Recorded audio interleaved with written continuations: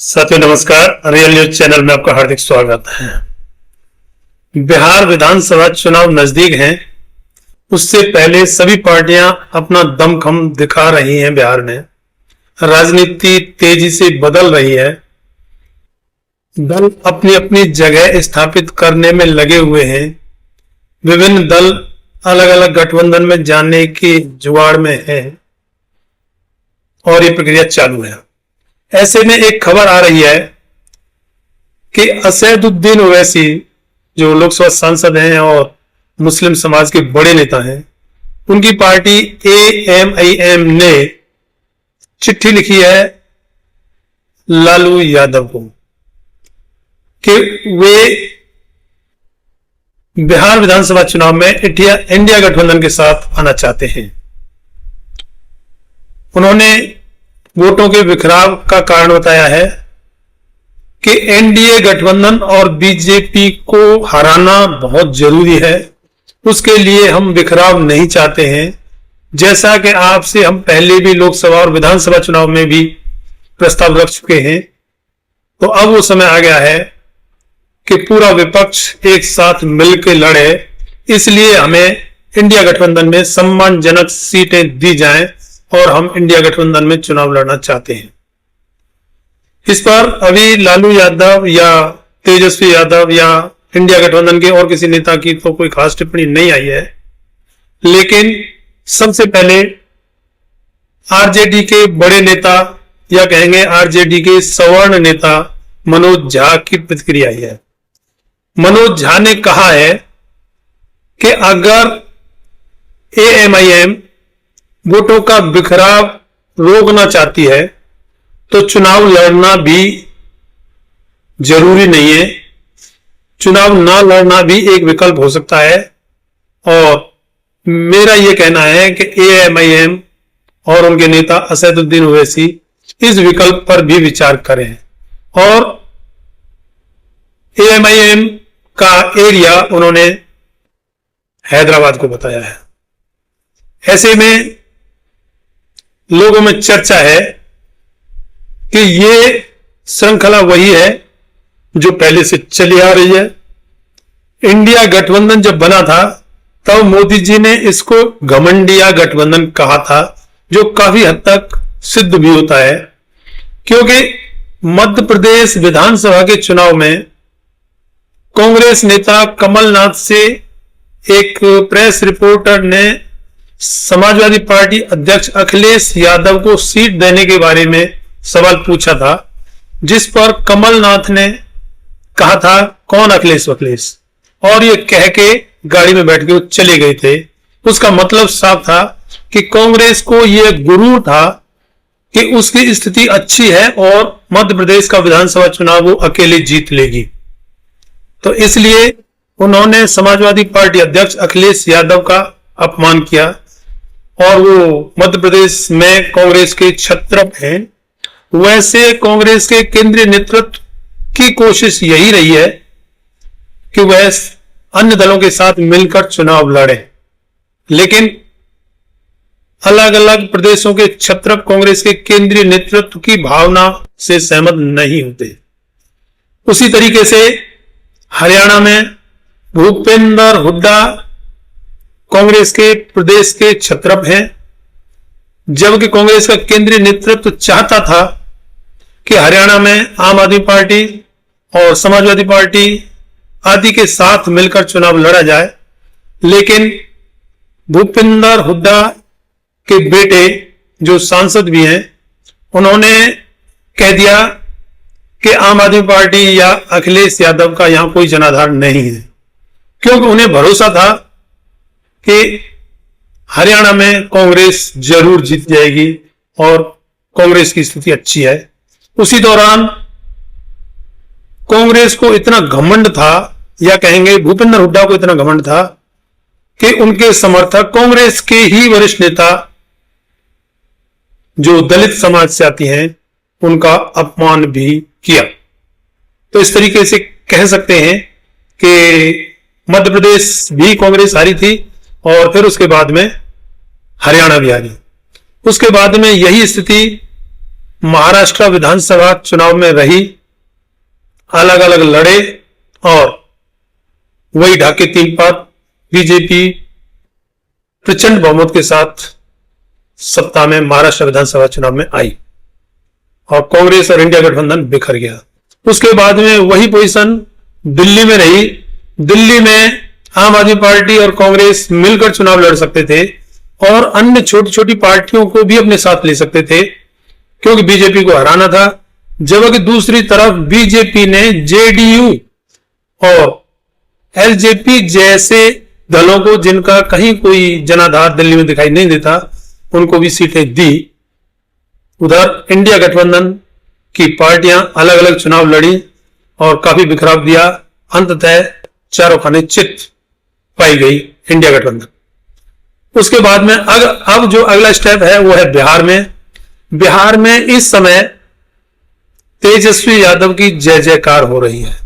कांग्रेस उसके साथ है, कम्युनिस्ट भी उसके साथ हैं और मनु मीडिया साफ साफ दिखा रहा है कि बीजेपी की हालत बहुत खराब है और नीतीश कुमार और उनकी पार्टी तो खत्म ही हो गई है।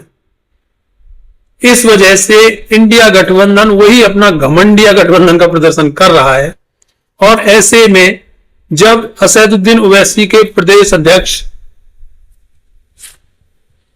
ने चिट्ठी लालू यादव को लिखी है कि वो इंडिया गठबंधन में मिलकर चुनाव लड़ना चाहते हैं जिससे कि कम्युनल वोटों का बिखराव ना हो, ऐसे में सवर्ण नेता जो जितनी भी बहुजन पार्टियों का भट्टा बैठाने में महत्वपूर्ण योगदान निभाते हैं, उन्हीं के सदस्य मनोज झा, और मनोज झा ने सबसे पहले प्रतिक्रिया दी है कि असदुद्दीन ओवैसी चुनाव ही ना लड़े, यह भी एक विकल्प कम्युनल आधार पर वोटों के बिखराव को रोकने का हो सकता है। उन्होंने नहीं कहा कि कम दें या ज्यादा दें, लेकिन अगर सभी दल विपक्ष के मिलकर चुनाव लड़ेंगे तो जीत हो सकती है। इस समय भी इंडिया गठबंधन वही घमंडिया गठबंधन का प्रदर्शन कर रहा है और पिछली बार जो असदुद्दीन ओवैसी बिहार में 5 विधानसभा सीट जीतकर आए थे, उनका जनाधार कम नहीं है। काफी मात्रा में मुस्लिम वोट उनके साथ है, जबकि 5 में से 4 विधायक बिहार के आरजेडी ने और कांग्रेस ने अपने साथ मिला लिए थे। ये इन पार्टियों की, या कहेंगे कांग्रेस पार्टी का ज्यादा बड़ा रोल रहा है और बहुजन समाज पार्टी के साथ भी कांग्रेस यही करती रही है। मध्य प्रदेश में भी वही किया था, राजस्थान में भी वही किया था और तकरीबन बहुजन समाज पार्टी के जो विधायक यूपी के अलावा और कहीं जीते हैं तो उनको कांग्रेस अपने साथ मिला लेती है। वही असदुद्दीन ओवैसी के विधायकों के साथ में किया गया। अब जब ये पार्टी इंडिया गठबंधन की जो है, जिन्हें घमंडिया गठबंधन भी कहा जा रहा है, ये गठबंधन अगर सीट हारेगा फिर ये मलाई सी चाटेगा और फिर इनके पास बोलने के लिए कुछ नहीं होगा। जिस तरीके से मध्य प्रदेश में कांग्रेस के पास कुछ नहीं था, हरियाणा में कांग्रेस के पास कुछ नहीं था और दिल्ली में आम आदमी पार्टी के पास कुछ नहीं बचा और उत्तर प्रदेश विधानसभा में जो पिछले 2022 के हुए थे, उनमें भी अखिलेश की पोजीशन ऐसी थी, समाजवादी पार्टी की पोजीशन ऐसी थी कि उन्हें लग रहा था कि वो चुनाव जीत चुके हैं, बस घोषणा होना बाकी है और अखिलेश यादव का मुख्यमंत्री बनना तय है। और वही घमंड उनको ले बैठा और उस साल उस विधानसभा चुनाव में चंद्रशेखर आजाद जी ने उनसे कुछ सीटें मांगी थी, लेकिन उनका भी अखिलेश यादव ने अपमान किया था। वही स्थिति अब बिहार में बनती जा रही है। बिहार में इंडिया गठबंधन को लग रहा है कि आपकी जीत तो पक्की हो गई है, बस तेजस्वी यादव मुख्यमंत्री बन चुके हैं, वैसे तो बस घोषणा होना बाकी है और शपथ लेना बाकी है। लेकिन देश की राजनीति बड़ी तेजी से बदल रही है। एनडीए गठबंधन का कहीं कुछ दिखाई दे या ना दे, मनु मीडिया चाहे कुछ दिखाए ना दिखाए, मध्य प्रदेश में भी बीजेपी की हालत खराब बताई जा रही थी, हरियाणा में भी, दिल्ली में भी, महाराष्ट्र में भी, इन सारी जगहों पर विधानसभा चुनाव से पहले एनडीए गठबंधन की स्थिति बहुत खराब बताई गई। मगर उसके बाद भी वो सत्ता में आई। यही पोजीशन अब बिहार में दिखाई दे रही है, क्योंकि मनु मीडिया लगातार दिखाया जा रहा है कि इंडिया गठबंधन की जीत निश्चित है, मगर एनडीए और उसका चुनाव आयोग, या कहेंगे बीजेपी का चुनाव आयोग, अपने विभिन्न करतब दिखा रहा है, जिनमें वोटर लिस्ट की SIR मतलब स्पेशल इंटेंसिव रिवीजन के नाम पर जो वो कर रहा है या जो वो करना चाहता है, उसके परिणामों से ये अच्छी तरह वाकिफ नहीं है, और ऐसी ऐसी चीजें निकलेंगी जिनके बारे में इंडिया गठबंधन सोच भी नहीं सकता और लगातार हारता जा रहा है। उसकी वजह इंडिया गठबंधन के नेताओं का अहंकार है, वरना असदुद्दीन ओवैसी की पार्टी के द्वारा इंडिया गठबंधन में लिखित तौर पर प्रस्ताव भेजने के बाद में तो इंडिया गठबंधन को सोचना चाहिए था, मगर लगता नहीं है। इंडिया गठबंधन फिलहाल या चुनाव से पहले हमेशा वही करता है कि उन दलों को शामिल नहीं करता है और उनकी जरूरत भी नहीं समझता है, और चुनाव हारने के बाद में शोर मचाता है कि हम बसपा की वजह से चुनाव हारे, या AMIM की वजह से चुनाव हारे, या फलां किसी की वजह से चुनाव हारे, और चुनाव से पहले ये बात उन्हें दिखाई नहीं देती है। इस बात का पर्दा उनकी आंखों पर रहता है, और बीजेपी लगातार जीतती जा रही है।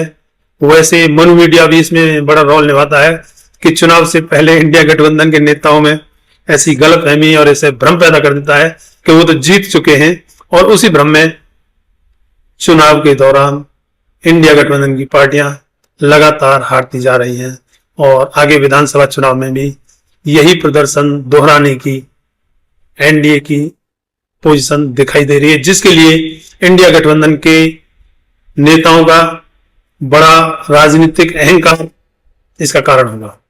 इस वीडियो में इतना ही। पोस्ट अच्छी लगी हो तो चैनल को सब्सक्राइब, वीडियो को लाइक, शेयर और कमेंट में अपनी राय जरूर दें, और इसके बारे में बताएं कि क्या ये इंडिया गठबंधन लगातार इसी वजह से, अहंकार की वजह से नहीं हारता जा रहा है। धन्यवाद। जय भीम, जय भारत।